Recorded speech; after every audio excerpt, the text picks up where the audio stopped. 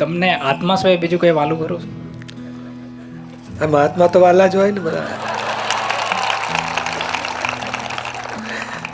દાદા વાલા, સિમંદર સાંઈ વાલા, નિરૂપા વાલા.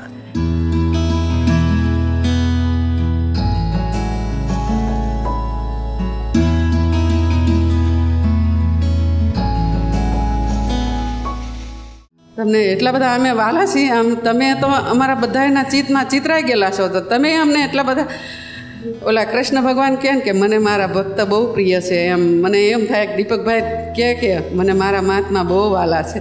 બહુ વાલા છે દીપકભાઈ? એટીપીએલના મહાત્મા એવું નહીં, મને બધા મહાત્મા મને બહુ વાલા છે.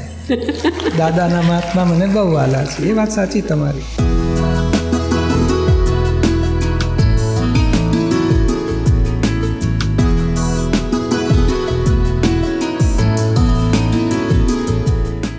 આપ શ્રી જ્યારે આપના રેસિડેન્ટ્સમાંથી નીકળો છો બહાર અને પછી રોડ પર હોલમાં આવવા માટે આપની ગાડી આવી રહી હોય ત્યારે આપ બારીમાંથી બહાર જુઓ છો અને અમે બધા મહાત્માઓ લાઈનમાં દર્શન માટે ઊભા હોય ત્યારે આપની જે આંખો છે એના એક પણ પલકારો થતો નથી. એટલી બધી સ્થિર આંખોથી તમે કન્ટિન્યુઅસ આગળ વધતા હોય અને બધાને જોયા કરતા હોય. તો અમે તો આપના દર્શન કરીએ છીએ, પણ કેવી સ્થિતિ હોય આપની તે વખતે? કેવું ચાલતું હોય કે આ કયોણ છે એ ખબર પડે, ચિમન રાવણ લાગે છે. તો અને શુદ્ધાત્માય જોઈ લેવાના. થોડા લાંબા વાળ કર્યા છે આ વખતે તો. દેખાય એ તો દેખાયા કરે ને. એટલે મહાત્માઓને બધાને એવું હોય કે મને પૂજ્યશ્રી આજે જોયો, પાછા વાત બી કરે કે હા મને આજે જોયો પૂજ્યશ્રી. મહાત્મા ઓળખાય અને શુદ્ધાત્મા ઓળખાય. આ દીપક મહાત્માને ઓળખી લે ને હું શુદ્ધાત્માને ઓળખી લઉં. ફ્રેન્ડશીપ ચાલુ છે આપણી. એટલે વિશેષ ભાવે જોયું કહેવાય કે આમ પેલું સામાન્ય ભાવ. મારી દ્રષ્ટિ શુદ્ધાત્મા જોવાનું, પણ આ દેખાઈ જાય ને પેલી નજર પડે એટલે ખબર પડી જાય કોણ છે. અને ઇતિહાસ ભૂગોળે ખબર પડી જાય કયા ગામના છે ને શું કેટલી મુશ્કેલીવાળા છે ને શું છે એ ખબર પડી જાય. પછી પ્રાર્થના થઈ જાય. એટલું બધું ડિટેલમાં એક સાથે ફટાફટ થઈ જાય બધું.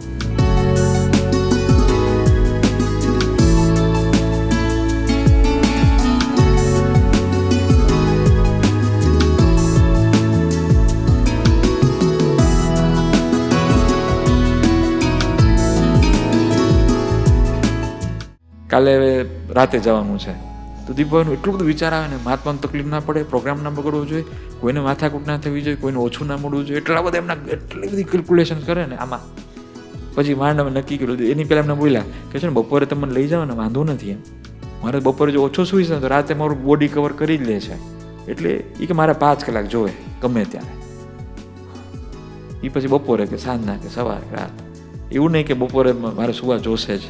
બપોરે ના મળ્યું તો કે રાતે મારું 15 મિનિટ મારું શરીર એની જાતે જ આરામ ખેંચી લેશે. એટલે આપણે બપોરે જવું તો જઈ આવશે. પછી પૂછે છે કે પૂછે પણ બપોરે આપણે જઈશું 5 વાગે તો જ્ઞાનવિધિ છે. હા એટલે ના જવાય નહીં. હા એટલે ના જવાય તો વાંધો નહીં એમ. મારા માટે તમે એડજસ્ટમેન્ટ નહીં લેતા એમ. પણ જ્ઞાનવિધિમાં મારે ટાઈમસર પૂછ્યું તો કે જ્ઞાનવિધિ પછી રાતે જાય. દીપક રાતે ગરબા છે. હા ના તો પછી આપણે. એટલે બીજાનો જ વિચાર, બીજાના એડજસ્ટમેન્ટ, બીજાની કમ્ફર્ટ. મારું તો છે જ કમ્ફર્ટેબલ એમ કે. એટલે આ બધું જ બધામાં ફૂલ ન્યાય આપે, ફૂલ ટાઈમ આપે, ફૂલ આપણી સાથે રહે. અને જો નવરા પડે ને એટલે એમનું પછી ચાલુ થઈ જાય. એવું નહીં કે મારા વાંચવાનો ટાઈમ છે ને તમે બધા અત્યારે ખોટું ટાઈમ ના બગાડો, એવું નહીં.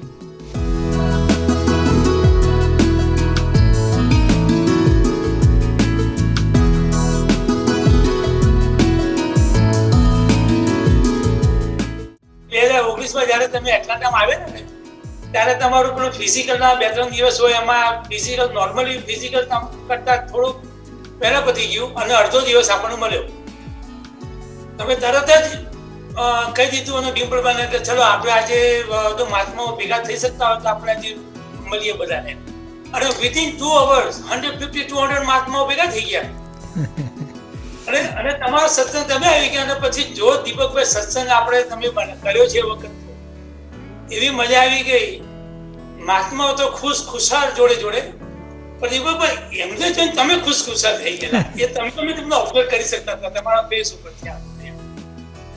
એટલે કહેવાનો મતલબ કે જ્ઞાની એમનો પોતાનો સમય વધુમાં વધુ મહાત્માઓ જોડે કેવી રીતે ફાળવી શકે, કેવી રીતે રહી શકે, એક એવું એમને હતું.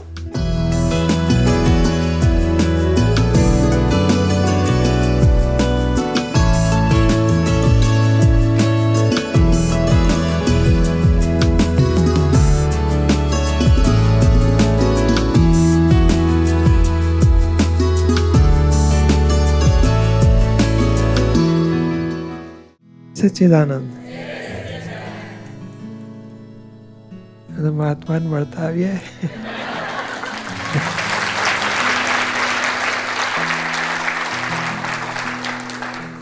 ઠેઠ કાલે સાંજે મળવાનું થાય પાછું. અને વિધિ કરીએ, શુદ્ધાત્માનો પાવર ભરીએ.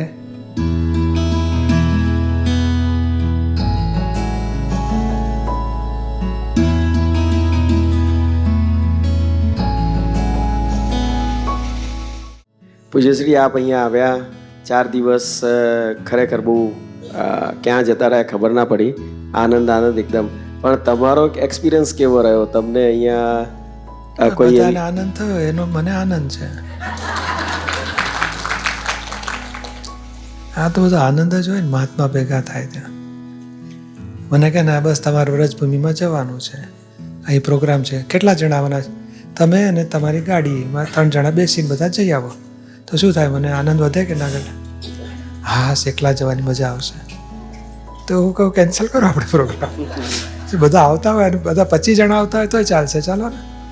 આ તો 500 જણા પણ બધા આવે તો કંઈક કામનું, નહીં તો પછી એકલા જવામાં તો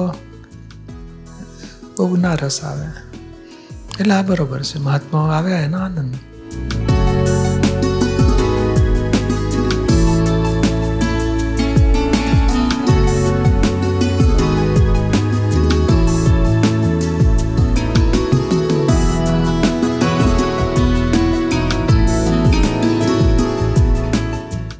જ્યારે તમે ટોરન્ટો પધારેલા 7-8 વર્ષ પહેલાં, ટોરન્ટોના મહાત્માએ અહીંયા એક લેક ઉપર મોટો લાંબો પાર્ક છે, 81 કિલોમીટર, ત્યાં પિકનિક રાખેલી હતી.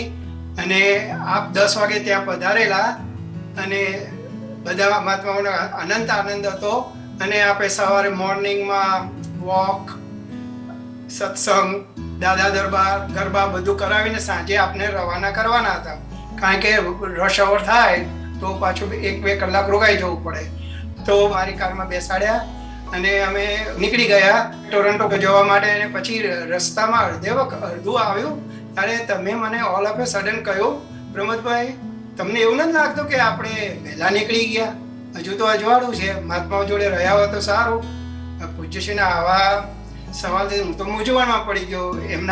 એમના હૃદયમાં શી હશે શું નહીં મને ખબર ને કયા આશયથી કહ્યું હશે એ ખબર ના પડે. હું તો ચૂપ રહ્યો.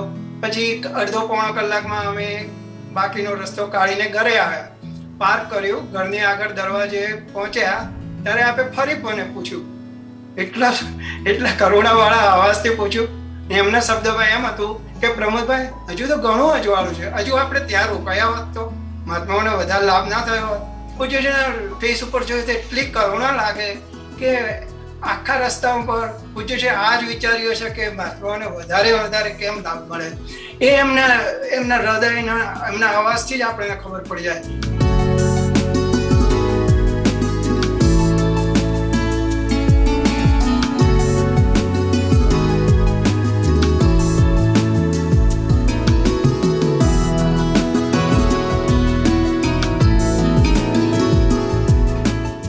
સૌથી વધારે મહાત્માને જે લાભ મળે ને, પૂજ્યશ્રી આવી રીતે દર વખતે આપણી સાથે જમવા બેસે, નાસ્તામાં બેસે.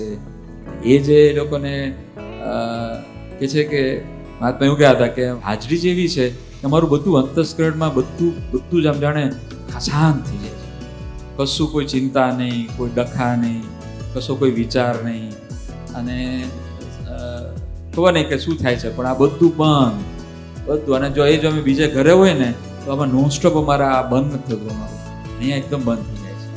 અને એ લોકોને માન્યામાં ના આવે કે પૂજ્યશ્રી અમારી બાજુમાં વોક કરું છું, એમની બાજુમાં વોક કરું છું, મારી સાથે જમવા બેઠા છે, હું ટીવીમાં કેટલા વખતથી જોઉં છું, મારા જીવન બદલી ગયા છે, અને આ મારી બાજુમાં બેઠા એમ.